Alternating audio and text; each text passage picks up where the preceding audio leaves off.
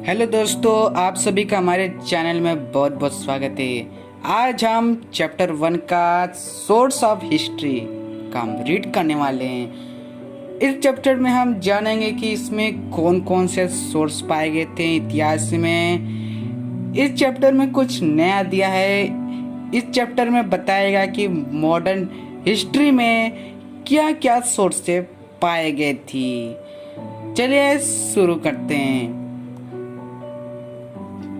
हमने प्राचीन और मध्ययुगीन भारत के इतिहास का अध्ययन किया है। इस वर्ष में आधुनिक भारत के इतिहास के साधनों का अध्ययन करेंगे। इतिहास के साधनों में भौतिक, लिखित और मौखिक स्थानों का समावेश होता है।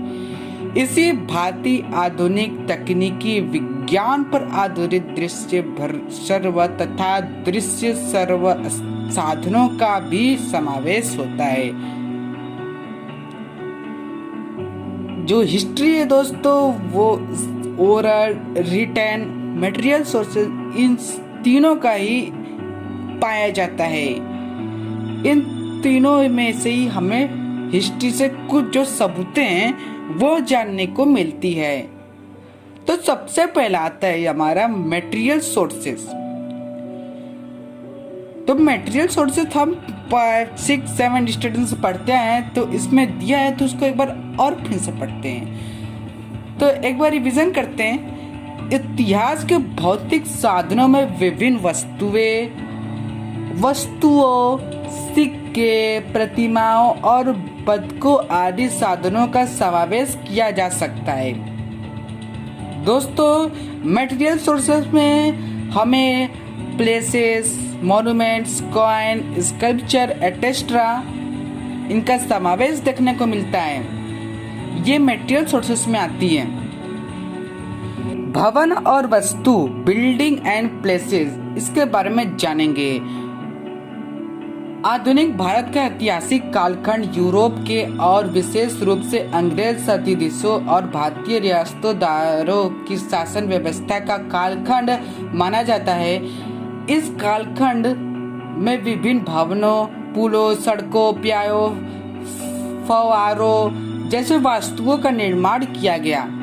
इन भवनों में प्रशासनिक कार्यालयों, अधिकारियों, नेताओं तथा क्रांतिकारियों के आवासों, रियासतदारों के रजवाड़ों की किलों, करवासों जैसी इमारतों का समावेश होता है। इन वस्तुओं में अनेक भवन अथवा इमारतें आज अच्छी स्थिति में देखने को मिलती है। कुछ वस्तुएं राष्ट्रीय स्मारक के रूप में घोषित की गई है, तो कुछ भवनों में संग्रहालय स्थापित किए गए हैं, जैसे अंडमान की सेल्युलर जेल।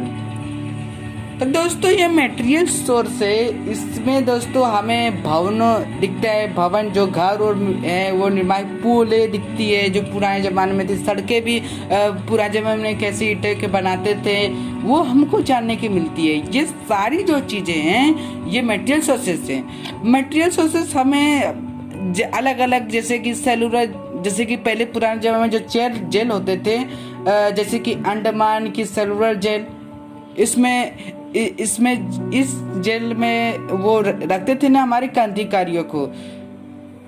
तो ये हमें मटेरियल सोर्स की तरह काम कर रही है। तो मटेरियल सोर्स में हमारा बिल्डिंग और प्लेसेस भी आता है। इसके बाद क्या दिया है, यदि हम इन वास्तु स्थानों पर जाते हैं तो हमें तत्कालीन इतिहास, शास्त्र और वस्तुओं के स्वरूप के आधार पर तत्कालीन आर्थिक संपन्नता के विषय में जानकारी मिलती है। जैसे अंडमान की सिल्वर जेल में जाने पर स्वतंत्र सावरकर के क्रांतिकारियों के विषय में, मुंबई के मणि भवन अथवा वर्धा के सेवाग्राम आश्रम में जाने पर गांधी युग के इतिहास के बारे में जानकारी मिलती है। दोस्तों, यहाँ पर एक चीज दिया है कि जब हम इन बहुत पुराने ऐतिहासिक जगहों पर जाते हैं तो हमें नई नई चीज़ों को जानने को मिलती है। कुछ नए पुराने ज़माने के इंसानों के बारे में जानने मिलती है, उनकी कहानियाँ हम लोगों को सुनने को मिलती है। उनके जैसा कुछ महसूस होता है। जैसे कि जो अंडमान की सरोवर जेल है उस पर हम लोग जाने पर हमको अलग अलग विषय पर जानने को मिलेगी। और जो शिवाजी का फोर्ट था उसमें जाएंगे तो आपको कुछ चिन्हें और कुछ जो चीज़ें उस समय में यूज़ की जाती थी तो, और इसके अलावा और हथियार जो यूज़ की जाती थी वो चीज़ें आपको देखने को मिलेगी। ये मटेरियल सोर्स है। इसके बाद हमें कुछ यहाँ पर दिया है, डू यू नो, क्या आप जानते हैं, ये हमें पढ़ना है। चलिए शुरू करते हैं। तो इसमें क्या दिया है, एक मिनट, इसमें क्या दिया है चलिए देखते हैं। वस्तु संग्रहालय और इतिहास, म्यूजियम एंड हिस्ट्री। अरे दोस्तों, म्यूजियम और हिस्ट्री बहुत मेन है। म्यूजियम आप सभी लोग जानते हो ना। म्यूजियम में जो पुरानी चीज़ें रखी जाती है, ancient artefacts, coins, statues, clothes, painting, documents, जो ये चीज़ें रखी जाती है उसे म्यूजियम कहा जाता है। जिस जगह पर रखी जाती है इसे म्यूजियम कहा जाता है। और हिस्ट्री, इतिहास, हम तो ये सभी जानते हैं कि इतिहास हमें कुछ न कुछ सिखाने की होती है। वो इतिहास हमें मटेरियल ओरल और इन सभी चीज़ों को जानने से मिलती है। तो देखते हैं इसमें क्या दिया है। म्यूजियम एंड हिस्ट्री, वस्तु संग्रहालय और इतिहास। इतिहास के अध्ययन हेतु वस्तु संग्रहालय द्वारा विभिन्न वस्तुओं, चित्रों, छायाचित्रों जैसी विविध वस्तुएं संरक्षित रखी जाती है। तो इन जगहों पर जो वस्तु है, जो वह चित्र हैं, इसके अलावा और भी चीजें वहां पर रखी जाती है। एक ना पुणे में एक है, पुणे में एक म्यूजियम है, जाके देखना। पुणे के आगा खा पैलेस में स्थित गांधी स्मारक संग्रहालय में हम महात्मा गांधी द्वारा उपयोग लाई गई वस्तुओं, दस्तावेजों को देख सकते हैं। दोस्तों, ये पुणे में एक आगा खान पैलेस है। जब आप जाएंगे ना तो उसमें आपको महात्मा गांधी की बहुत सारी चीजें देखने को मिलेगी। जैसे कि उनके ये दस्तावेज क्या होता है, जैसे कि कोई इंफॉर्मेशन का डॉक्यूमेंट हो, क्या वो कोई भी डॉक्यूमेंट बनाएगा वो बहुत ज़्यादा इंफॉर्मेशन हो। और उनके कुछ वस्तुएं जैसे चश्मे, डंडा हो सकते हैं, वो के कपड़े हो सकते हैं, ये सारी चीज़ें। ये एक म्यूजियम है। म्यूजियम और हिस्ट्री एक दूसरे के रिलेटेड है। म्यूजियम हम जब जाते हैं तो हमें इतिहास के बारे में तो जानने को मिलता है, जाने तो म्यूजियम को हिस्ट्री दूसरे शब्दों में कहा जाता है। अब इसके बाद ये प्रतिमाएं और स्मारक, स्टैटूज एंड मेमोरियल्स, ये बहुत अच्छा है। इसको एक बार पढ़ते हैं। ये बहुत ही एक अच्छा चीज़ है। अच्छा चीज़ क्या, पढ़ने में मज़ा आने वाला है। तो स्टैटूज एंड मेमोरियल्स, प्रतिमाएं और स्मारक। स्टैटूज मतलब कि प्रतिमाएं, मूर्तियां, और मेमोरियल्स मतलब कि जो हमें कोई मेमोरीज कराती है, याद दिलाती है उस चीज़ के बारे में। तो इसके बारे में जानते हैं। ये सारी चीज़ें मॉडर्न है। स्वतंत्रता पूर्व और स्वतंत्रता पश्चात समय में अनगिनत व्यक्तियों के स्मारकों का निर्माण प्रतिमाओं के रूप में किया गया। आधुनिक भारत के इतिहास के अध्ययन की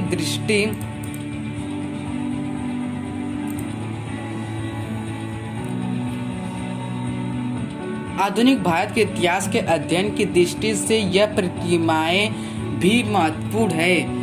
विभिन्न प्रतिमाओं के आधार पर हमें तत्कालीन शासकों और समाज के प्रतिष्ठित व्यक्तियों के विषय में जानकारी प्राप्त होती है।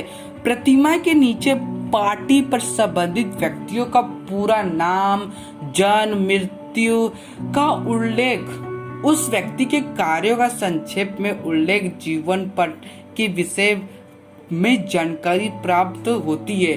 दोस्तों, जब आप इंडिया गेट में जाएंगे ना तो आपको उनके जो क्रांतिकारी, तो उनके आपको नाम देखने को मिलेंगे और भी चीजें जानने को मिलेगी। यही है इसको स्टैटूज। आप देखे हो ना, किसी के स्टैटूज, कोई बड़े इंसान हो तो उनके नीचे कुछ ना कुछ लिखा रहता है। उसको आप पढ़ेंगे तो आपको उनके बारे में कुछ जानकारी, उनका जन्म, उनका नाम पता चलेगा, उनके कार्य पता चलेंगे, अलग अलग चीजें देखने को मिलेगी। महात्मा ज्योतिराव फूले, लोकमान्य तिलक, डॉक्टर बाबा साहेब अम्बेडकर, कि प्रतिमाओं की तरह विभिन्न घटनाओं की स्मृति में निर्माण किए गए स्मारक भी संबंधित घटनाओं का कालखंड, उन घटनाओं से जुड़े व्यक्ति आदि की जानकारी देते हैं। जैसे विभिन्न स्थानों के सहित स्मारक, जैसे कहीं भी जो स्थान है, जिस स्थान पर हमारे वीर शहीद हुए थे, उस स्थान को भी अच्छी तरह से उसको सिक्योरिटी से रखा गया है कि उसके बारे में हम उनके बारे में जान सकें। दोस्तों इसके बाद हमें देता है न्यूज़पेपर एंड पत्रिकाएं, न्यूज़पेपर एंड पीरियोडिकल्स मतलब दोस्तों पत्रिकाएं, पत्र, न्यूज़पेपर।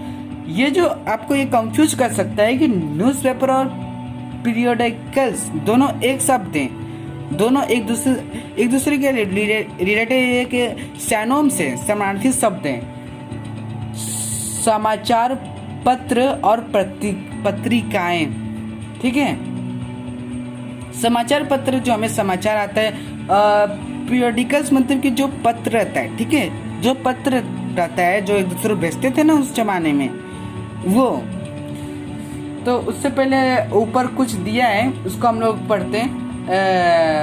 ये डू इट, अब करके देखें, ये डू इट।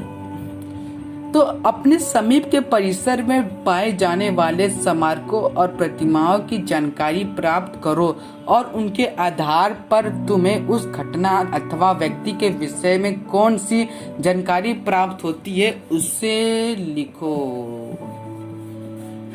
तो अपने जो समीप के परिसर, जो परिसर है, कोई भी स्थान मिले ना, तो जो जैसे कि कभी गार्डन में जैसे सर्कल होता है ना, कहीं बड़े बड़े स्थानों पर गार्डन में किसी महान इंसानों की मूर्ति लगाई जाती है, तो उस मूर्ति पर नीचे कुछ लिखा रहता है, तो उसके बारे में लिखो और जानकारी प्राप्त करने के लिए दिया है। तो दोस्तों इसके बाद हम रिटन सोर्सेस, लिखित साधन के बारे में पढ़ेंगे।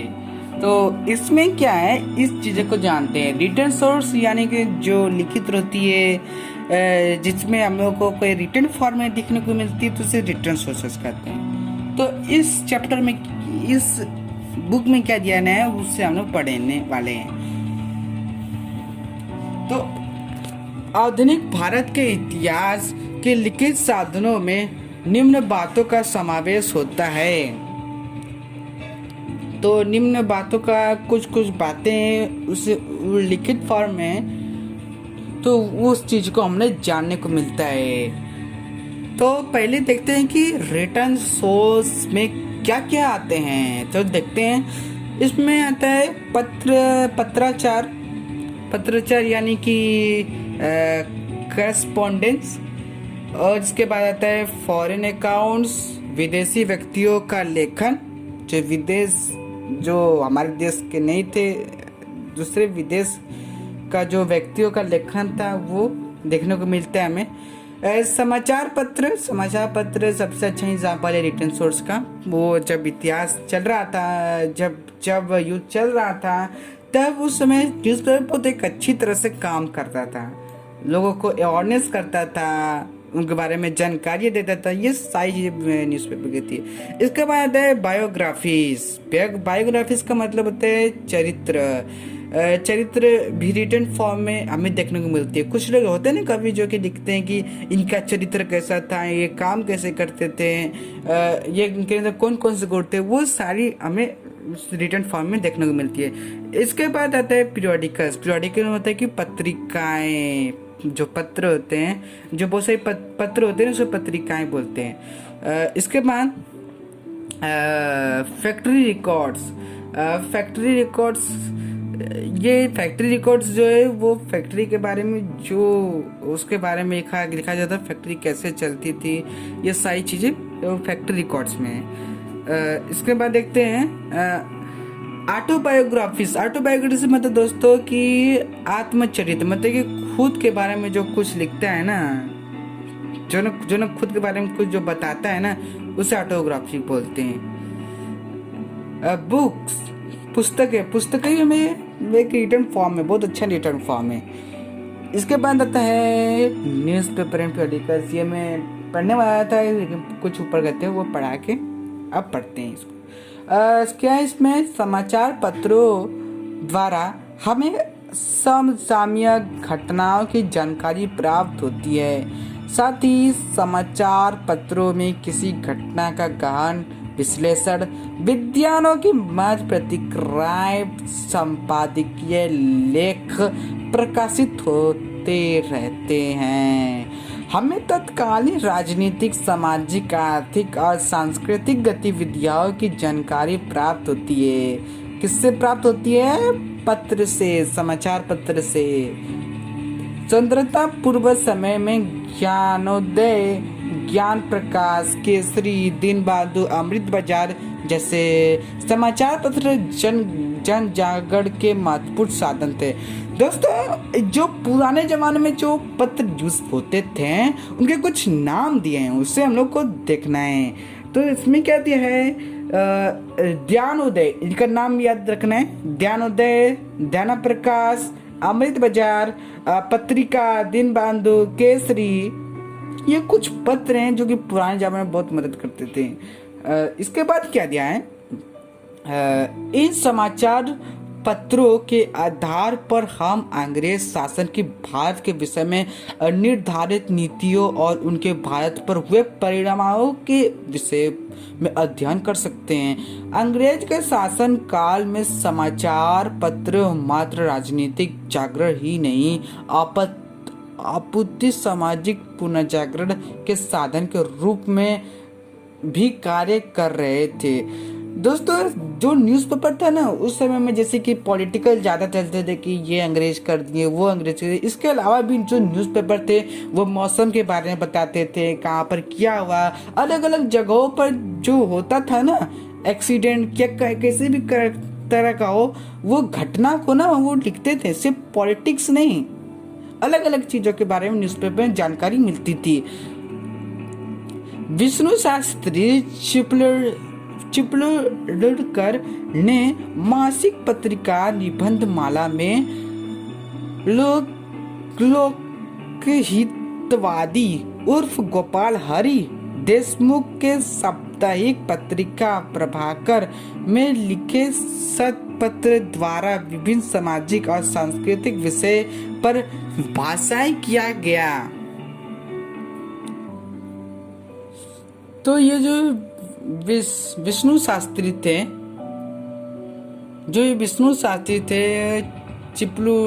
चिपलुड़कर ने मासिक पत्रिका निबंध माला में लोकहितवादी उर्फ गोपाल हरि देशमुख के साप्ताहिक पत्रिका प्रभाकर में लिखे शतपत्र द्वारा विभिन्न सामाजिक और सांस्कृतिक विषय पर भाषित किया।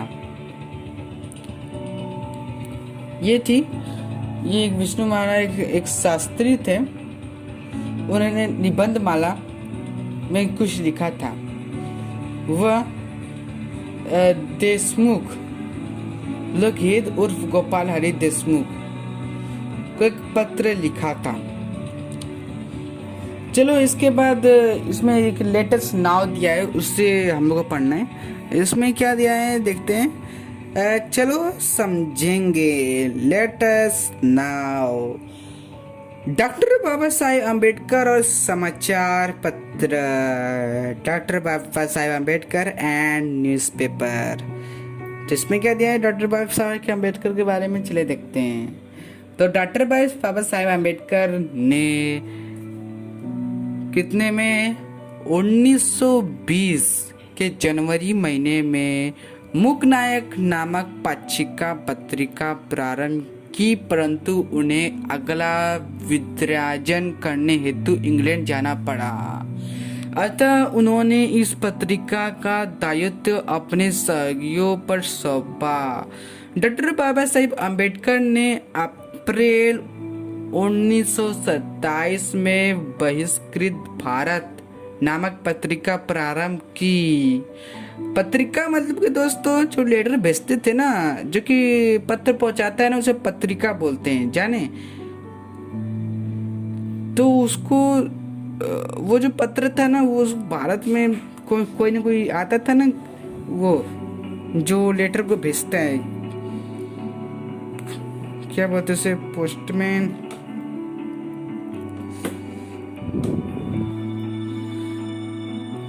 तो जो डाक आता था ना, वो उस समय उन्होंने बहिष्कृत भारत नामक एक पत्रिका प्रारंभ की।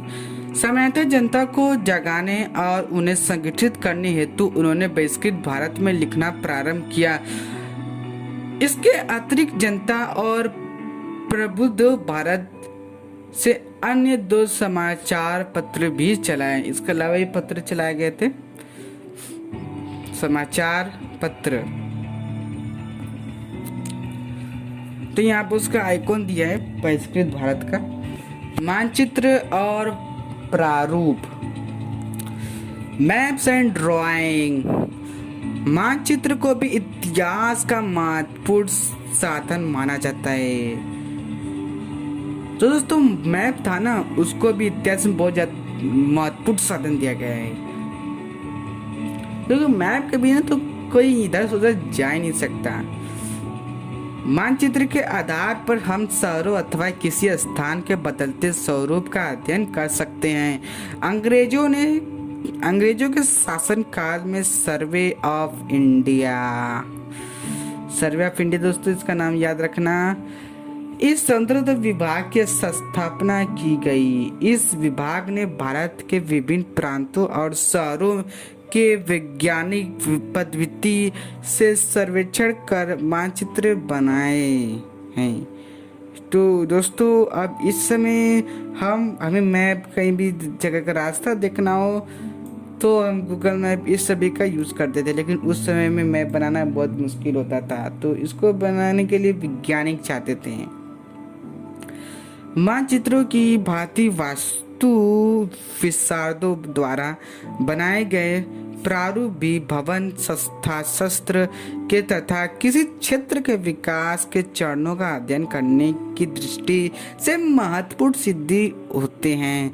जैसे मुंबई पोर्ट ट्रस्ट विभाग के पास मुंबई बंदरगाह के मौलिक प्रारूप हैं। तो दोस्तों जैसे कि जो मुंबई पोर्ट पर जो ट्रस्ट विभाग है के पास मुंबई बंदरगाह के मौलिक प्रारूप हैं। तो दोस्तों वहाँ पर जाएंगे तो आपको मैप देखने को मिलेगा। एक डिपार्टमेंट थे वो। इस बंदरगाह को विकसित करते समय वास्तु विशारद और अभियंताओं द्वारा बनाए गए ढांच प्रारूप भी हैं। इन ढांचों प्रारूप के आधार पर हमें मुंबई महानगर के विकसित की जानकारी मिल सकती है। तो दोस्तों जो ये ड्राइंग था ना, उस समय कुछ का जगह पर ड्राइंग देखने को मिलती है। वो इस जगह बताते हैं कि पुराने जमाने में जब वो बन रहा था तो किस तरह का था, इसके बारे में जानकारी देता है। उसके ढांचे को बताता है, उसके शक्ल को बताता है, किस तरह का था, कहाँ पर खाद था, कहाँ पर ये सारी चीज़ें जो मिलती है ड्राइंग से मिलती है। ये यहाँ पर बताया गया है। तो ये आपको कहाँ पर मिलेगा? मुंबई पोर्ट ट्रस्ट विभाग के पास मुंबई बंदरगाह के मौलिक प्रारूप हैं। वस्तु विषय मटेरियल सोर्स की तरह काम करता है। जो वस्तु है उस वस्तु को ना रिटर्न सोर्स में बनाए गए हैं, तो इससे बोलते हैं कि वस्तु को रिटर्न सोर्स में कन्वर्ट कर देना। तो ये सारी चीजें हैं। तो अगले लेक्चर में हम जानेंगे ओरल सोर्सेस के बारे में, पाउडर के बारे में जानेंगे, और जो बाकी है ना उसे खत्म करेंगे। तो अभी के लिए धन्यवाद। अगर आपको वीडियो जैसे सबसे पहले चाहिए तो चैनल को सब्सक्राइब कर लीजिए, बेल आइकन दबा दीजिए। जय हिंद, जय भारत।